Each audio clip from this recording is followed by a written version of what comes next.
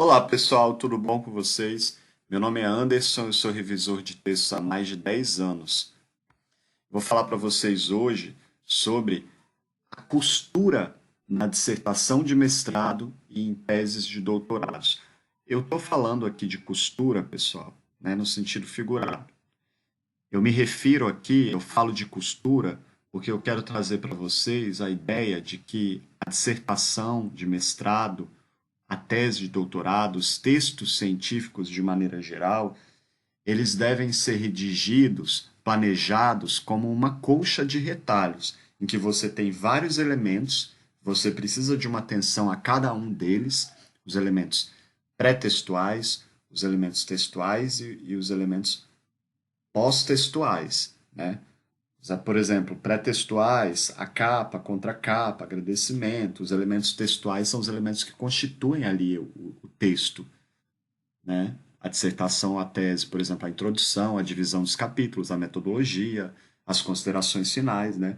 E os elementos pós-textuais seriam, por exemplo, os anexos, os apêndices, etc.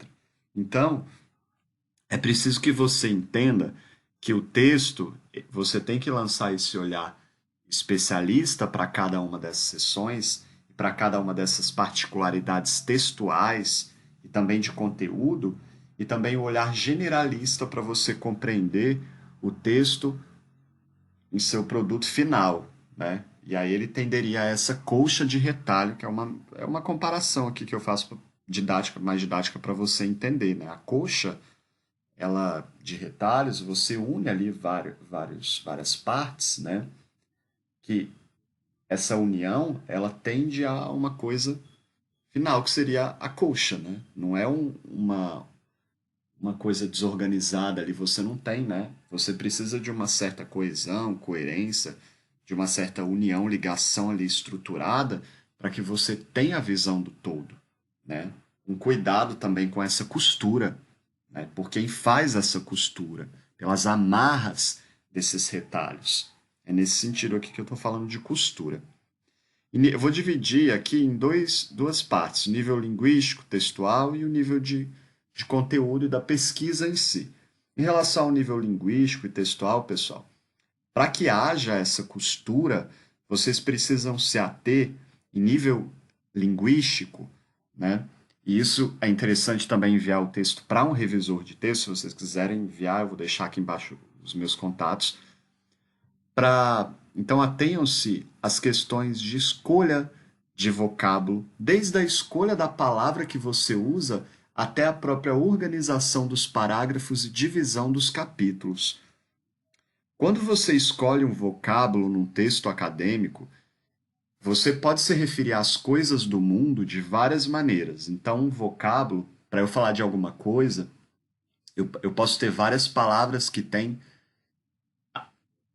uma que são sinônimas, né? Eu posso ter termos que são sinônimos, mas eles não podem ser usados indiscriminadamente. Eu preciso saber qual uso de determinado vocábulo em determinada área da ciência, em determinado contexto de escrita científica, vigora mais. E para isso eu preciso consultar a literatura dos autores que eu utilizo na minha pesquisa.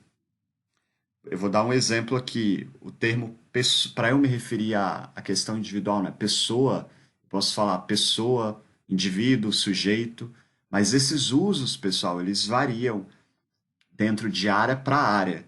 E eles podem ter uma carga de significado que não é muito bem vista numa área em relação à outra. Então tem essa coisa do estigma de alguns vocábulos em algumas áreas. Vocês têm que se atentar para isso. Como que eu vou saber disso, Anderson? Você vai consultar a literatura, conversar também com o seu orientador sobre isso, né? Há todo um cuidado, desde a escolha do vocábulo até a organização dos parágrafos em textos acadêmicos. Alguns vocábulos são mal vistos em algumas áreas. Eu sempre falo aqui no canal do termo aluno na área de educação. Alguns pesquisadores na área de educação não concebem esse termo, ele não é bem visto, porque ele denota aquele né, que não tem luz. Então é um vocábulo estigmatizado em suas origens aí, tem toda uma discussão aí acadêmica a respeito disso. Ele é mal visto. O vocábulo sujeito é mal visto em algumas áreas, o vocábulo indivíduo, ele é mal visto também em algumas áreas sociais. Então é preciso tomar muito cuidado com o que você vai utilizar ali e você precisa ter conhecimento ontológico e epistemológico do que você, do seu objeto ali, né, da sua pesquisa ali, você tem que se ater à ontologia e a epistemologia, para você. A ontologia, gente, é o estudo do quê? Então você tem que conhecer a essência do que você está investigando e o porquê dessa pesquisa, né? E isso daí tem a ver com as escolhas que você faz do objeto, né? Porque a coisa, ela também se define pelo que ela não é. E aí a gente entra nessas escolhas devidas ou indevidas em relação a determinados vocábulos. Então, atenção a uso de vocábulos. Atenção à coesão e à coerência. A coerência ela está mais para o sentido, a coesão está mais para a estrutura, para questões gramaticais, né? Mas é preciso que haja essa união no nível linguístico ali, que sejam usados os articuladores em nível gramatical ali para poder unir orações, para contrastar ideias, né? Você precisa fazer bem uso de determinados termos gramaticais, para que o sentido não seja prejudicado e tem que se ater às questões de coerência do texto, né? Se você fala uma coisa ali, delimita e depois desfala isso, vamos dizer assim, né? Isso é um problema de nível de coerência. Eu estava revisando aqui um trabalho outro dia, revisei um texto aqui, uma monografia, em que a pessoa usava o termo planeta Terra para se referir. Era um trabalho na área de direito, gente. Então já começa por aí o problema. Não era um trabalho, né? Quando a gente está lá numa área de ciências de que trata de questões ambientais, né? Por exemplo, você até usa, né? Biologia, o termo meio ambiente, né? Agora nessa área do direito, para esse caso da pesquisa, né?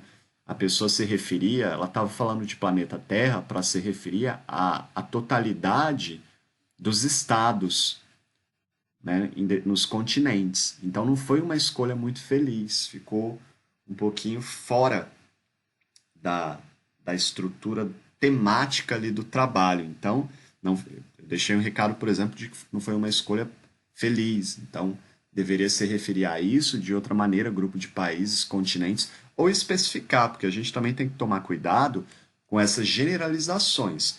Se eu não posso, né, definir em uma área, né, eu quero falar que o Estado tem determinada característica para a área de direito, né, e em relação a outro, né, tem que tomar muito cuidado para essa união, né, do mundo inteiro. Falar que todos os países no mundo e usar o termo planeta Terra, que nem é um termo que cabe para isso, para definir alguma coisa. Né? A gente tem que tomar cuidado com isso, principalmente em ciência. Tomar cuidado com esses termos também absolutos, todos, sempre, nunca, né? Porque o posicionamento científico desconstrói isso tudo. É preciso também, em nível textual, gramatical, uniformizar o uso de caracteres especiais no texto. E você tem que saber que não é todo revisor que faz isso, não é todo serviço de revisão que inclui isso. Eu ofereço dois tipos de revisão. Um inclui essa uniformização e outro não. Né? Mas você, como autor do texto, já precisa ter uma atenção para esses usos de caracteres. Há muitos detalhes no texto que você tem que se ater no planejamento do seu texto.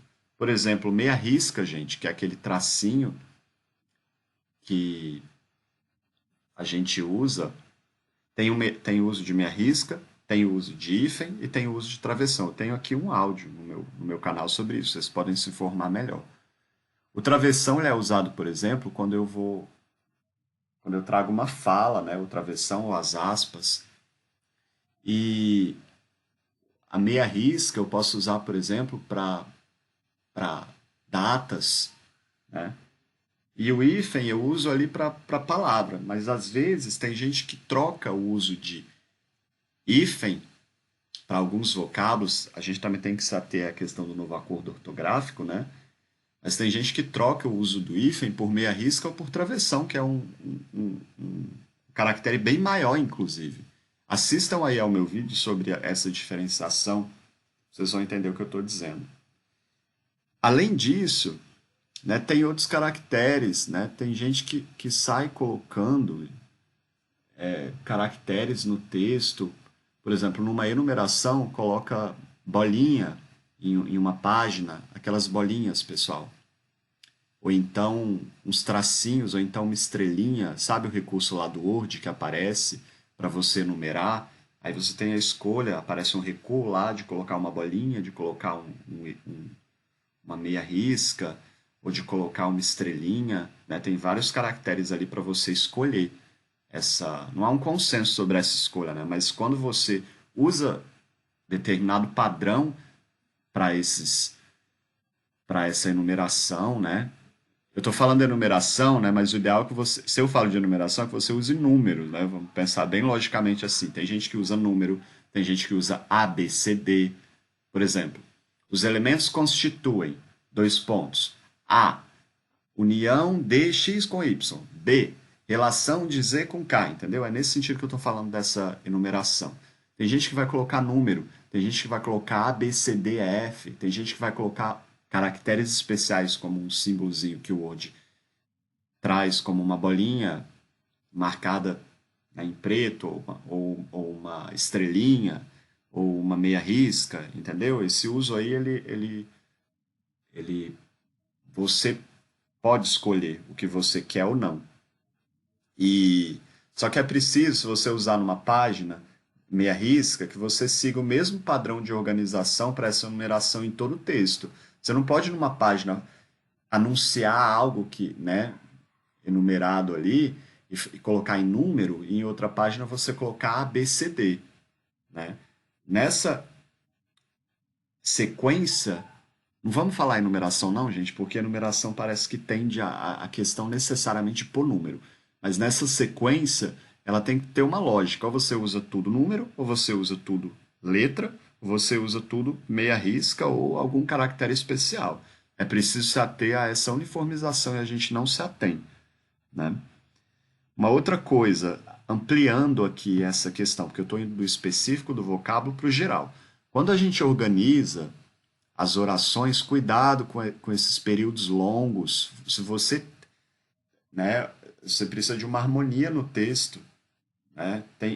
E às vezes eu vejo alguns trabalhos, as pessoas escrevem parágrafos, nos parágrafos tem períodos muito longos sem ponto final e a pessoa respeita essa lógica, né? Mas é uma lógica que às vezes é problemática se você não sabe construir um período longo, um bom período longo, né? Porque às vezes tem gente que coloca vários verbos no gerúndio ali ou no particípio e fica muito bagunçado, né? E essas construções na academia, em textos formais especificamente, elas são mal vistas, elas são comum na fala, por exemplo. Então, nesse nível do parágrafo, da organização, da lógica do parágrafo, né? A gente tem que tomar cuidado com isso também, né? Se você É ideal que haja um movimento ali nessa organização, mas que há um movimento adequado, né? Outra questão importante, se você redige parágrafos com com 10 linhas, você não vai escrever, soltar, deixar um parágrafo ali solto de uma linha, gente. Às vezes eu vejo uns parágrafos soltos de uma linha, duas linhas, depois intercalados em parágrafos de 10 linhas. Isso daí é uma questão problemática que tende a essa, né, a costura fica solta, né? Quando a pessoa costura a coxa ali, a costura em si, ela precisa de um padrão para que haja uma harmonia no texto. E esse padrão se refere à questão gramatical, de conteúdo e até estética e visual. E você precisa desse cuidado aí como autor do texto. A repetição ela pode ser bem vista nesse sentido no texto, né? Mas você também precisa tomar cuidado com o uso de determinadas expressões excessivo, né? Agora, com o uso de vocábulos, Você pode me perguntar assim, Anderson, eu posso, na minha área, é mais comum determinado uso de vocábulo para se referir a uma coisa. É um problema eu repetir muito esse uso? Não.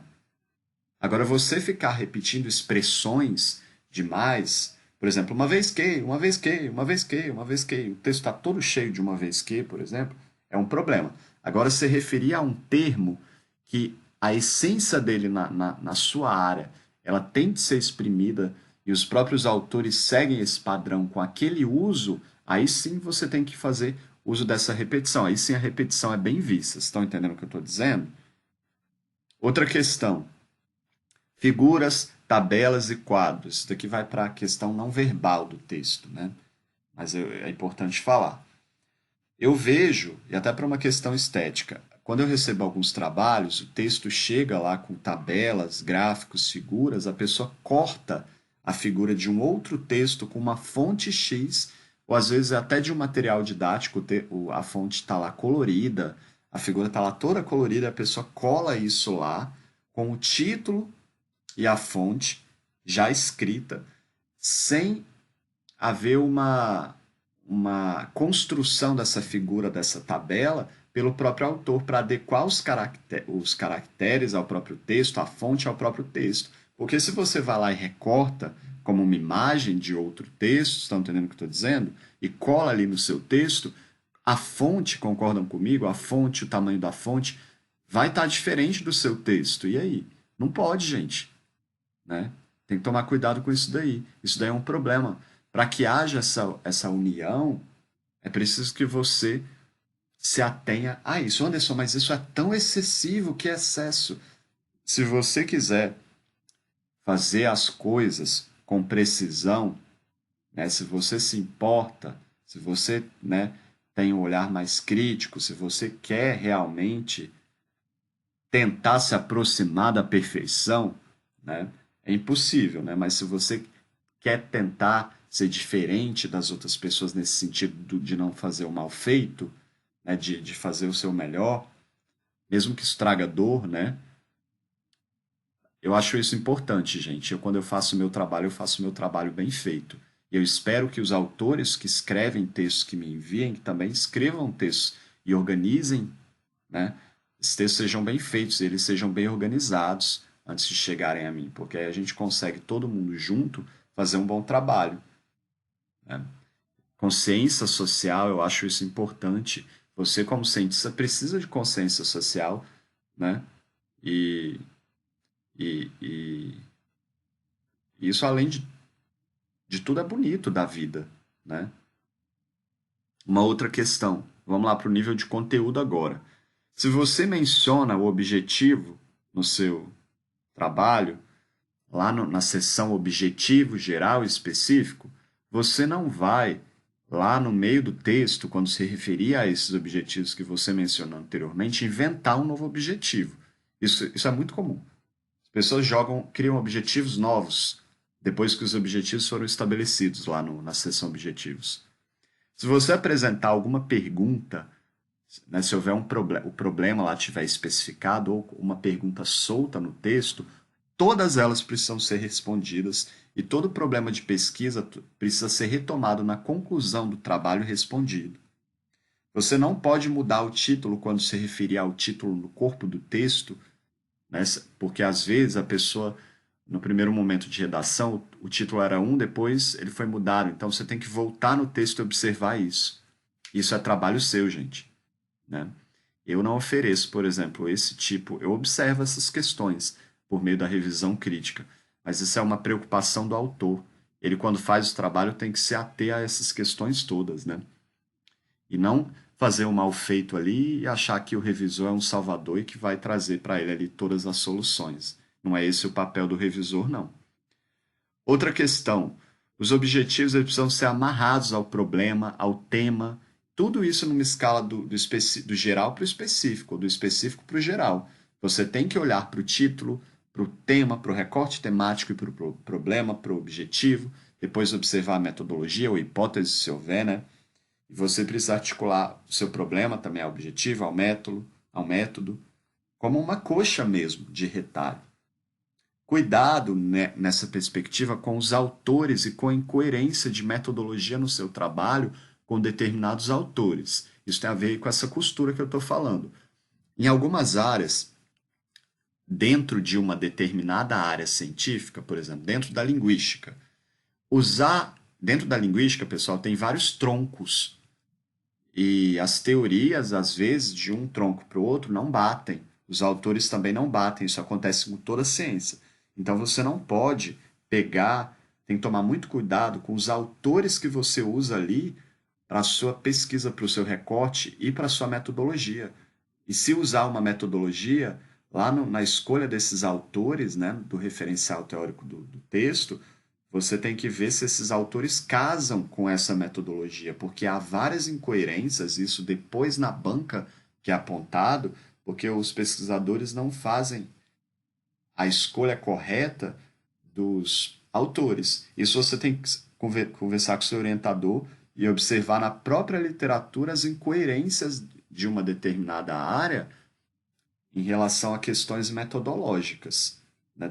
Isso daí já é uma falha grande, né? Isso não é uma falha que está no nível do conteúdo.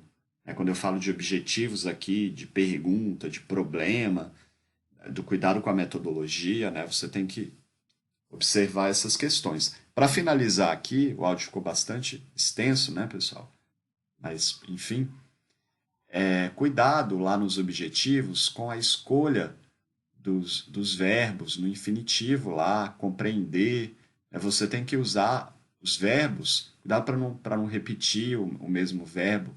Se você faz uma pesquisa de análise de alguma coisa, eu acho que é interessante que apareça lá nos objetivos um verbo analisar. Esse seria um dos objetivos do trabalho. Cuidado porque coleta de dado não é objetivo. Então, por exemplo, é uma etapa metodológica do trabalho. Você vai reunir determinados dados, organizar os dados, isso daí não vai entrar lá nos objetivos, não, gente. Os objetivos estão para a ontologia e epistemologia do trabalho, que se refere ao que e ao porquê do trabalho. Eu tenho aqui um áudio também no canal sobre isso. Pessoal, deixem aqui, eu vou deixar aqui os meus e-mails, os meus contatos para quem precisar de revisão de texto. Um abraço a todos, espero que tenha ajudado o áudio. Tchau, tchau.